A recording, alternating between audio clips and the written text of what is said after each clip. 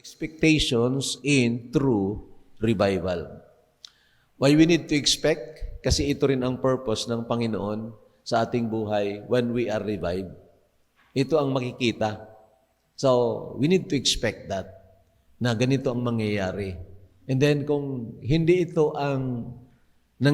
pa ito nangyayari sa atin ngayon, then we need to be praying na ito ay mangyari at patuloy na mangyari. Okay po. Alam naman natin, ang nire-revive ng Panginoon yung dati ng mga mananampalataya. Ang kailangan ng mga hindi patunay na mananampalataya ay hindi revival, kundi regeneration, kapanganakang muli. Pero tayo po na mga tunay na ipinanganak na muli, ay hindi nga po tayo palagian na malakas, palagian na matapat. There are times na tayo ay bumabagsak at kailangan po natin ng revival. Okay po? Let us review a little bit ng ating napag-aralan noong nakalipas na linggo. Unang pinahayag na po natin, let us just to review a little bit on that. A short recall. The first one, of course, is revival always start with God. Huwag ninyong kalilimutan yan. Hindi natin kayang gawin yan by our own determination or manipulation. Hindi kayang gawin niya ng pastor o evangelist na parang nanasain lang niya ang revival at gagawa ng mga kaparaanan, titipunin ang mga tao, pakakainin ang maraming mga tao, at kung may mga responses diyan, ang akala nila ay revival na. And so, that's not what we are longing for. Revival always starts with God. Pinapakita muna ng Panginoon ang kalagayan po natin sa Kanyang harapan. And then, inuudyukan tayo ng Panginoon na mag-pray earnestly kasi doon po magpapasimula ang revival. And secondly, revival happens through the power of God. And that's the reason na kailangan po natin ang prayer. Walang revival na tunay na nangyayari kung wala po ng hibik ang ating mga puso, pagdaing ang ating mga puso sa harapan ng Diyos. Okay? And then, of course, we know that revival should or will always be for God's glory and honor. Ito ang tinatawag revival.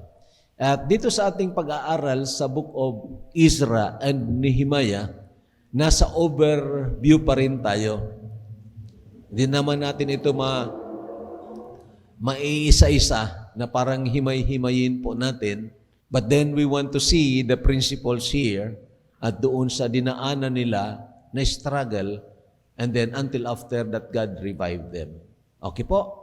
And when the 7th month had come and the children of Israel were in the cities, the people gathered together as one man to Jerusalem. Then Joshua, the son of Josadak, and his brethren, the priest, and Zerubbabel, the son of Shealtiel, and his brethren, arose and built the altar of the God of Israel to offer burnt offerings on it, as it is written in the law of Moses, the man of God.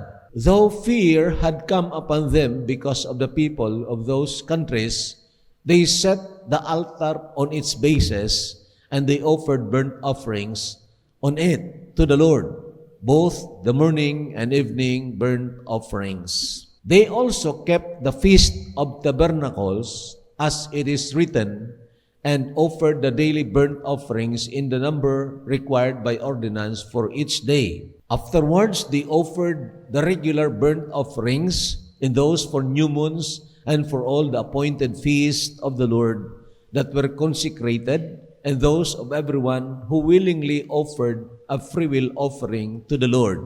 From the first day of the 7th month, they began to offer burnt offerings to the Lord, although the foundation of the temple of the Lord had not been laid. Now, may mga tinake note po tayo dito yan, mga kapatid, na hinighlight po natin yung pagpatayo ng altar.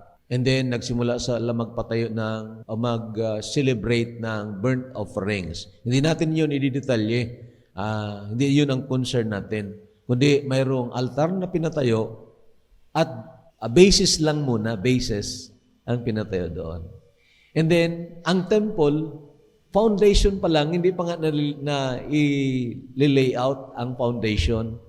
So makita nyo ang picture, they are more interested, first of all, in establishing the altar. What is the altar for? Yun. And then, wala pa yung temple, they start worshiping the Lord.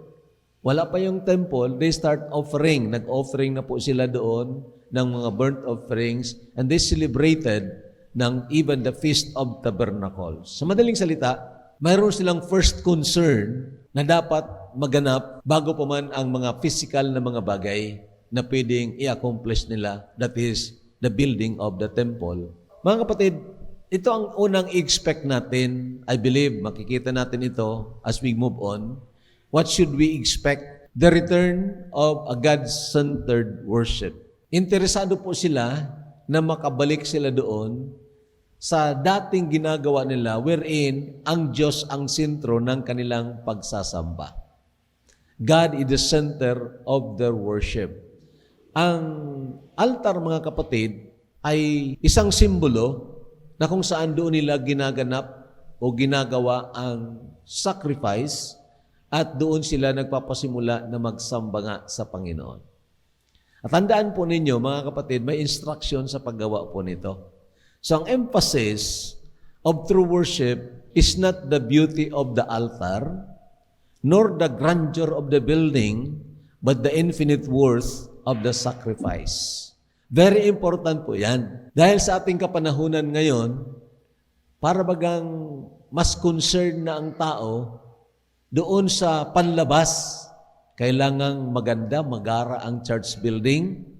Kailangang maganda ang mga nagsisiawit, magaling magsiawit sa choir, at maganda ang program itself. Now, hindi naman po masama na mapaganda ang mga bagay na yan, but that should not be the primary concern. Kasi kung yan ang primary concern, sana yan muna ang ginawa nila bago sila nagpasimula ng pagsasamba sa tunay at buhay na Diyos.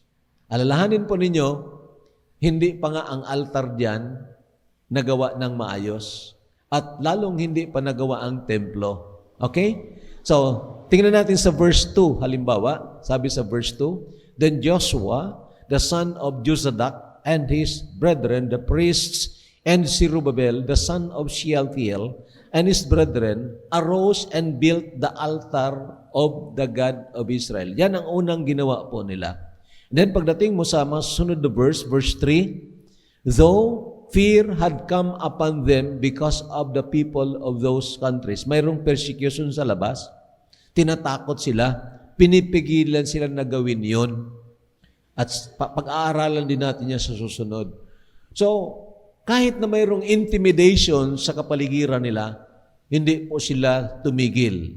Kasi mahalaga sa kanila ang bagay na yon. Kailangan may patayo ang altar upang makapagsimula sila ng pagsasamba sa tunay at buhay na Diyos.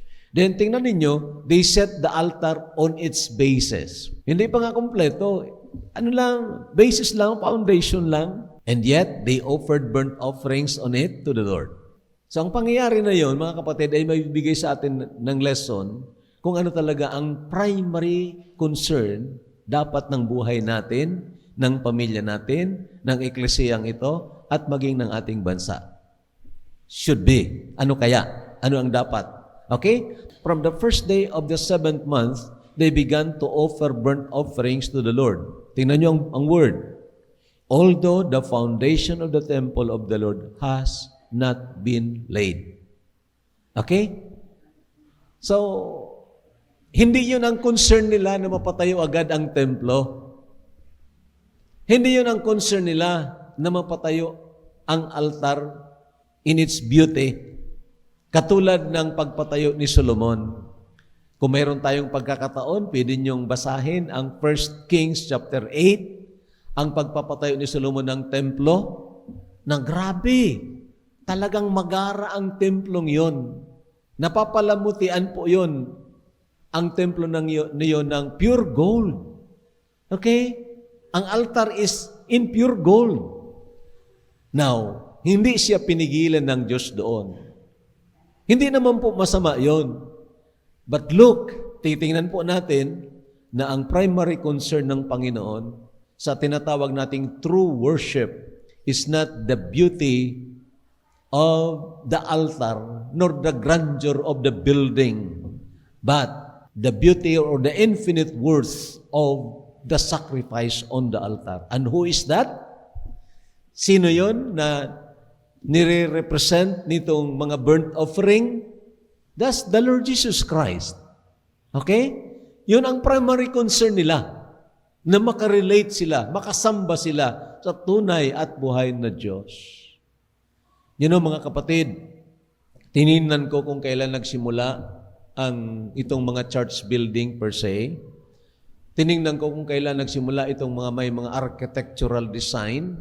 Nagsimula yan nang pumasok si Constantine sa panahon ng pagtatatag ng Roman Catholicism in 316 AD. Before, nang wala pa yon, panahon na yon, nagsasamba po lang sila sa bahay. Ang iba sa catacombs. And yet they are worshiping genuinely the Lord of Lords and the King of Kings. Nang dumating itong relihiyon, then pinasimulan na i-divert ang attention ng mga mananampalataya from the infinite beauty of the person of the Lord Jesus Christ to the beauty of the building. Nakita po ninyo?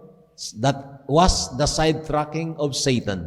And I believe sa ngayon, inuulit pa yan. Of course, sa history ng Christianity, may mga binasa rin ako patungkol sa revival. At talagang hindi ang emphasis ay ang pagkakaroon ng magarang building o kaya magandang programa. Mayroong mga awitan, magagandang mga pag-aawit, pinapakain pa yung mga tao. Hindi yon. They only preach the word na nakasentro dyan sa Panginoong Jesucristo. And of course, they saturated it with prayer. And then, revival comes. You can read the life of D.L. Moody. You can read the life of Charles Spurgeon, na kung saan marami, pati mga pastor nagkontra sa kanya because he's trying to criticize the pomposity, yung parang emphasis doon sa program at sa kagandahan ng mga buildings. And he was, criticized by some pastors. Pero mga kapatid, mga kaibigan, sabihin ko po sa inyo, if God will revive His people, then there will be that return of true worship na kung saan hindi ang panlabas ang concern, kundi ang panloob per se. Basahin po ninyo ang New Testament, the book of Acts, hanggang sa katapusan. Maghanap kayo dan kung naging problema ng mga mananampalataya doon ang church building o church lot. Hanapin niyo dyan kung mayroon. Hindi yun naging problema nila. Ang problema nila kung paano may paabot ang salita ng Diyos sa mga tao. Kinakalaban sila, kinukutya sila, pinaghahampas pa nga sila, ikinulong ang ilan sa kanila, and yet hindi mapigilan ang kanilang puso na maipahayag ang Panginoong Jesucristo, maipakilala ang tunay na Kristo. That was their concern, mga kapatid, mga kaibigan. It's not about program. It's not about building. Pero ngayon, ibang-iba na po. Pastor na magpa-pioneer sa isang lugar, ang unang prayer request niya, please pray na magkaroon kami ng lote, magkaroon kami ng pera para pampatayo ng building. There's nothing wrong about it, I tell you. But that is not the primary concern, I tell you. Dahil ang church na sinasabi ng Biblia ay hindi po building, mga tao. At yun ang dapat nating hanapin. Yun ang dapat nating bigyan ng pagkakataon na makarinig po ng tunay na ebanghelyo. At maraming mga taong naghihintay lang po para sharean po natin ng gospel. Huwag sanang mangyari, mga kapatid, na dumating ang panahon, kung hindi pa darating ang Panginoon, na halimbawa, pagpalain tayo ng Panginoon, ipa-aircon natin ito, maging magandang building ito, magara dyan sa labas, tapos magsisimba ang mga tao dito because of the building. At ang preacher dito ay magiging entertainer. Huwag sanang mangyari ang ganyan. By the grace of the Lord, you have learned it, my beloved brethren. The adornment of the Church of Jesus Christ is not the adornment na panglabas. Sabi ng 2 Timothy, the adornment of sound doctrine. People must come because we are preaching the Word of God here. People must come because we are exalting the Lord Jesus Christ here. Not the Baptist, not the pastor, not anybody else. It's not wrong to improve things on the outside. But if we thought that it could be a substitute of what is inside, we need revival, my friends. I tell you. Kahit na gumanda pa ang building, pero ang hinahanap natin every time na pupunta tayo dito, we want to see Jesus. We want to hear about the Word of God, about Jesus. Then, that's true worship. I tell you. Pero kung ang pupuntahan ninyo dito, dahil, naku, ang ganda na ng choir, halimbawa, nag-improve ang choir, dumami ang mga nagkakanta, 100 voices. Kung yun ang pupuntahan nyo dito, I tell you, matulog na lang po kayo because sayang ng pagpuntahan nyo dito. When you come, see to it that you are coming to worship the God of the Scriptures. Yun po ang hinihingi ng Diyos. At mapapansin ninyo, ito nga ang emphasis. Tingnan nyo sa Exodus chapter 20. An altar of earth you shall make for me, and you shall sacrifice on it your burnt offerings and your peace offerings, your sheep and your oxen. In every place where I record my name, I will come to you, and I will bless you. And if you make me an altar of stone, you shall not build it of hewn stone. For if you use your tool on it, you have profaned it. Grabe, ano ba ito? Sabi ng Panginoon, an altar of earth. Siguro ko yung putik na medyo tumitigas agad, yun ang gawin. However, sabi niya, kung gagawa ka ng altar of stone, wag mo nang tapyasan yan. Napagandahin mo siya. Kasi pag tinapyasan mo yan, napagandahin mo, nilapastangan mo yan, ang altar na yon. You have profaned it. I tell you, my friends, mayroong gustong ipaintindi ang Panginoon diyan sa atin. And there is a further instruction sa sumunod na verse 26. Nor shall you go up by steps to my altar, that your nakedness may not be exposed on it. Parang hindi maganda na mayroong steps. Anong ibig sabihin yan? Hello? Makinig po kayo ng maigi. Again, babalik tayo doon. Alin ba ang mas importante, ang altar o ang isinasakripisyo doon sa altar? Alin ang mas importante? Alin ang mas mahalaga? Alin ang may eternal value? Yung sinasakripisyo doon. At sino yung sinasakripisyo doon? It's the Lord Jesus Christ. The picture of the Lord Jesus Christ. So hindi po ang kagandahan ng altar per se o ang kagandahan ng templo o ng building ang primary concern. But it is the infinite worth, the infinite beauty of the sacrifice. Kaya nga kung gagawa doon ng altar daw, kung mula sa bato, wag mo nang tatapyasin yan. Baka doon na mafocus ang atensyon ng tao, napakaganda ng pulpito na yan, napakaganda ng altar na yan, at nalimutan niya na may mas maganda pa dyan ang Diyos ng Biblia na nire-represent noong burnt offerings. Okay? At anong ibig sabihin? Nor shall you go up by steps to my altar. Sino ba ang nandoon na nagpipreach sa may altar? The pastor? and the pastor, o kung sa panahon na yun, mga priest and high priest, sa panahon na yun, they are not to exalt themselves. Tama? Hindi sila ang dapat na maging focus ng sinuman, but the Word of God na pinagpapahayag po nila. Not the personality, the magnificent personality of the preacher, but the rightness, the soundness of the doctrine of the preacher na nagpipreach po niyan. Anyo na mga kapatid, mga kaibigan, what we expect when God will revive us, that there must be that return to the centrality of God's worship or the worship of God. God-centered worship.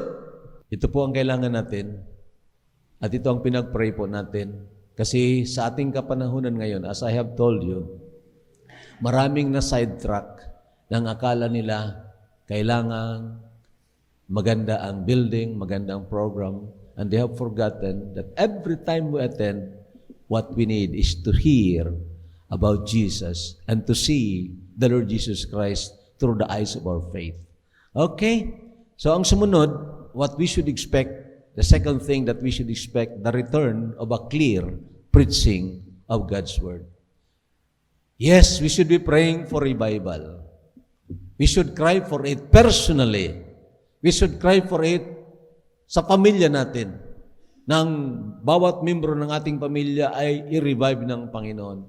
We must cry for it para sa Ecclesia, the First Fundamental Baptist Church of Sorsogon, and the whole body of Christ throughout the world. We have to cry for it, that God will revive bago dumating ang Panginoon. And maybe, if the Lord be pleased na revive pa ang bansa natin, maybe, then we have to cry for it. But you know, what do we expect when revival comes? True revival comes, ito po.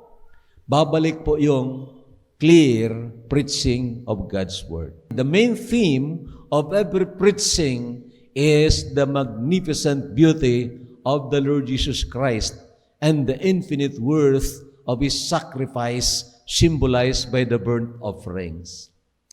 Kung bakit inuna nila yung altar, kahit na foundation lang, kahit na hindi pa na-lay out ang foundation ng templo, nagsisamba na sila kasi mas mahalaga ang person ni Jesus Christ na nire-represent ng mga burnt offerings doon. And you know, mga kapatid, mga kaibigan, sabihin ko po sa inyo, na sa ating kapanahunan ngayon, ito po ang dapat na na-emphasize. Emphasizing the centrality of the Lord Jesus Christ. The person of Christ, not the faith per se. Ang ating kapanahunan kasi ngayon, ito ang itinuturo. Makinig po kayo ng maigi. Ito ang siniset sa mind natin. Basta malakas lang ang pananampalataya mo. Malakas ang pananampalataya mo sa maliit na Diyos. Pwede ba yon? Ha? Alam niyo, hindi in-emphasize ang tunay at buhay na Diyos. We are in this age of plurality. Alam niyo ang ibig sabihin ng plurality, the doctrine of plurality? Na basta mayroon kang ng pananampalataya, kahit sinong Diyos yan, okay na. No sir, no ma'am. I always emphasize the true God of the Scriptures. Ang tunay na Kristo, ang tunay na Diyos, kasi maraming peke na Diyos, maraming peke na Kristo. It is not the bigness of faith per se. Dahil sabi ng Panginoong Jesucristo, even a grain of mustard seed, if you have faith, kung mayroon kang pananampalataya na katulad ng seed of mustard, ano kaliit ang seed of mustard? Mas maliit pa yan sa punla ng petsay. Maliit pa yon. Then you can say to this mountain, be removed and be transferred into the sea. It is not the bigness of faith per se, but the bigness of God, mga kapatid. At doon dapat nakasentro. And how we do it? The Word of God is filled with that. Okay? Meaning, ang mga preaching ay dapat malinaw. Hindi po yung parang psychologically, parang kinikilig ka lang. Gusto mo na maging maayos ang relasyon nyo ni Mr. at Mrs. mo. Of course, gusto natin yun. Di ba? Ang kailangan mo, ipasyal-pasyal mo naman ang misis mo. Tapos bilhan mo ng pabango. Okay? Those are suggestions na kung minsan nakakala natin that is the ultimate. Ang problema nasa loob, hindi magkasundo. Pero ang binibigay mo na solusyon, panlabas. Ang tawag diyan, psychological suggestions. Psychiatrical suggestion. Ang problema is spiritual. Hindi magkasundo kasi ayaw mag-confess ng kasalanan si Mister.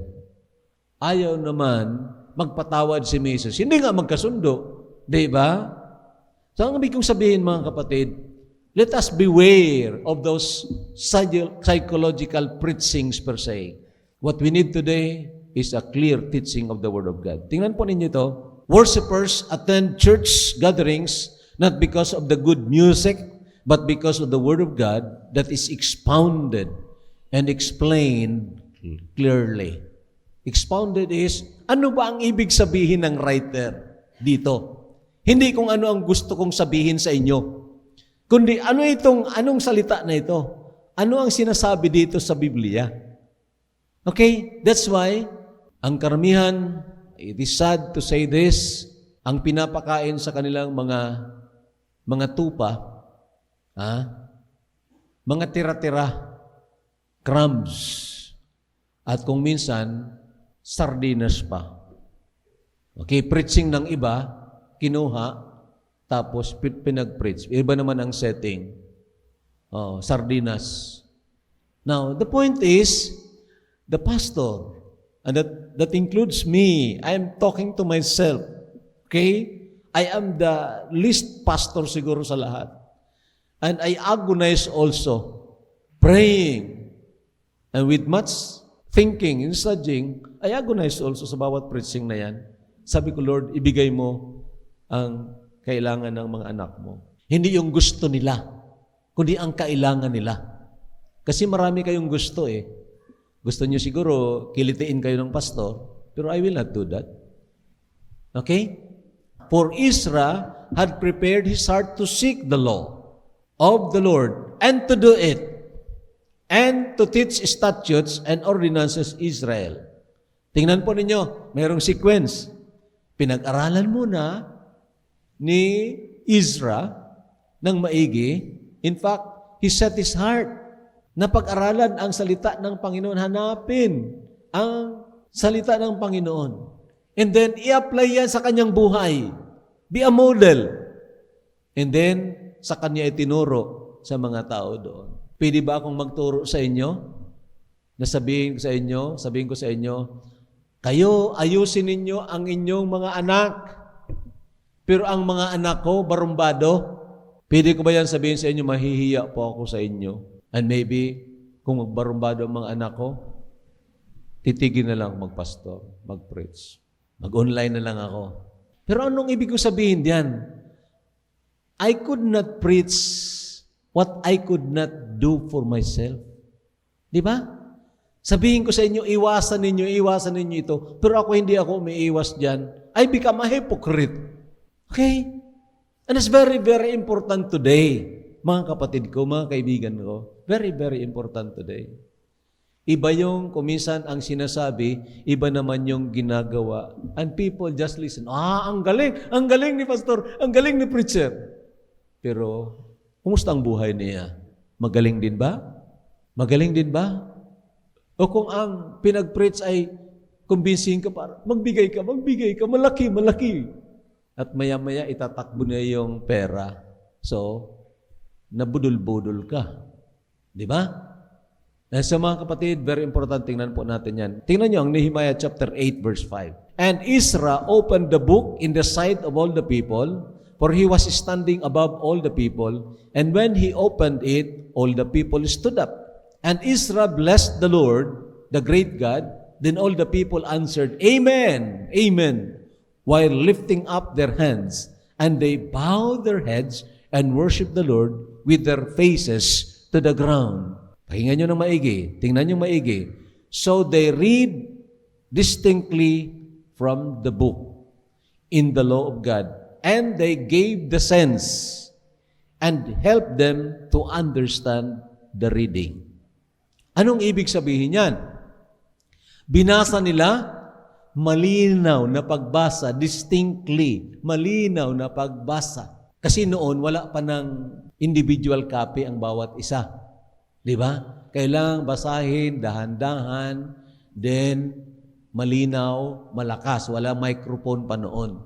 Ngayon, kayo, may hawak kayo ng Biblia, diyan sa mga cellphones ninyo, of course, nakikita nyo dito, mababasa ninyo malinaw. Okay? Malinaw na binasa, they gave the sense. Anong ibig sabihin they gave the sense? In-apply nila yan sa tamang sitwasyon. In-applied. And then they caused them to understand, help them to understand the reading. Mayroong expounding of the scriptures. Pinapaalam. Sino itong si Isaac? Sino itong si Moses? Bakit sinabi niya ito? Kailan ba ito nangyari? Ano ba ang pangyayari dito? Ganun po ang ibig sabihin. Meaning, hindi lumalabas sa kung anong sinasabi ng scripture. Kung lalabas man siya, support sa scripture. Mga kapatid ko, mga kaibigan, sabihin ko po sa inyo, very, very important po. At itong inaasahan ng Panginoon, kung magkakaroon ng revival, people must go back to the Word of God. Magbalik po sa salita ng Panginoon. That everyone, bawat individual, they search the scriptures daily. Tinitingnan, tama ba ang tinuturo ng pandak na yan? Tingnan ko nga dito. Ganon ang mga unang mananampalataya. You read it in Acts 17 verse 11. You read it. Ang mga Berean, ikinukumpara doon sa mga Thessalonians. At sabi doon, ang mga taga-Berea, they were more noble than those in Thessalonica. Bakit? Because when they heard the preaching of Paul and Silas, they searched the scriptures. Tama ba ang sinasabi nito? Tingnan nga natin. Baka mali. You know, there is that craving to know. Hindi passive. Hindi na. Sabi ni pastor. Sabi ni pastor kasi, yan ang tama. Paano mo nalaman na tama? Sabi ni pastor kasi, kailangan magpapakanta tayo, palaging nasa hymnals. Pag wala sa hymnals, hindi na yan fundamental. Ganun ba yun? At naniwala naman tayo. Di ba? I'm trying to tell you what the Word of God says. Yun ang dapat paniwalaan natin. Okay? And when revival comes, ito nga po ang dapat na-expect po natin. What should we expect when revival comes? The return of God's people to godly living and joyful witnessing. Okay?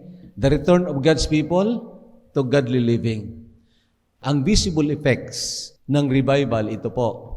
First, personal sa buhay natin. Secondly, family. And then, maybe the church and national. Okay? So ito kasi ang nakita natin dito na revival na nangyari. Personal sa kanila, then buong pamilya, and then pati ang bansa ng Israel nagkaroon ng revival.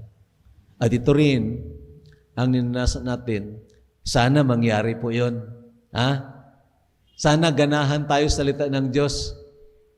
Hindi na dahil natakot ka lang, naku, lumalala na naman ang COVID, makinig tayo ng Bible. Makinig tayo sa preaching. Ay naku, wala na ang COVID. Tigil mo na, relax, pasyal. Wala na munang Bible na yan. There's something wrong.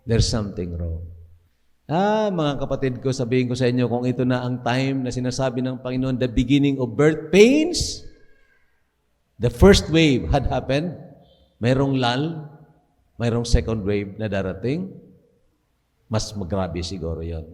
And you know, sabihin ko sa inyo mga kapatid, hindi po tayo yung prophet of doom per se, na tinatakot lang ang tao. But yun, basahin na lang ninyo, pakinggan na lang niyo ang sinabi ni Bill Gates. Nasabi ni Bill Gates, using new vaccines, babawasan natin ang population ng sanlibutan 10 to 15%. Using new vaccines. Halimbawa doon sa 10%, nakasabay ka, patay ka. Lalo pa, ang tinitingnan na span ng epekto, 5 years. Till 5 years. Pakinggan nyo yung preaching natin doon sa research doon sa India. At maintindihan ninyo ito. Hindi ko kayo tinatakot. But I'm to tell you, fear not those who kill the body, and has no power to send your soul and body in hell, but rather fear Him, that is God, who is able to send your soul and body in hell. So, there must be that revival. At kung mangyari yon, darating itong godly living. Now, while Israel was praying and while he was confessing, weeping, and bowing down before the house of God, a very large assembly of men, women, and children gathered to him from Israel, for the people wept very bitterly. At bakit sila umiyak? And Shechaniah the son of Gileal, one of the sons of Elam, spoke up and said to Israel, we have trespassed against our God and have taken pagan wives from the peoples of the land. Yet now, there is hope in Israel in spite of this. Ano naging kasalanan nila? Nakipag-intermarriage sila doon sa mga pagano at nakita nila ang kanilang kasalanan. When revival happens, ito po ang nangyayari. Sabi ko sa inyo, sa first preaching, revival starts with God. Yes, because He will cause you to see. Ipapakita sa inyo ng Panginoon ang katayuan mo sa Kanyang harapan. Nanghihina ka. Mas marami kang oras na nakukonsumo sa television kaysa prayer. Mas marami kang oras na konsumo sa mga games kaysa pagbabasa ng salita ng Diyos. Mas makinig ka sa akin, halimbawa. Do not listen to me just for the sake of, sabihin mo na nakinig ako kay pastor, pero hindi mo naman tinapos yung pakikinig mo. Do not do that because it will not do you any good, I tell you. Di ba? But yan, kung gusto po natin talaga matuto, there are a lot of good preachers sa social media na pwede niyong pakinggan. And I tell you, when God revives us, then lalabas at tatalikod tayo sa kung ano mga itinatago-tago nating mga kasalanan dyan, and we will come to the Lord weeping bitterly. Sana ito po ang mangyari. We will be praying more for that great revival na mangyari sa body ng Panginoong Jesucristo. Ang pinipicture out ko itong na makita ang sinasabi ng salita ng Panginoon na God gave the word, great is the company who published it. Bakit? Na-revive po sila. At nang ma-revive po sila, they have that joy of witnessing, telling people about Jesus Christ. At sabi ko sa inyo, napakadali gawin yan. Just share what you have learned from the Word of God. May the Lord bless us. May the Lord revive us.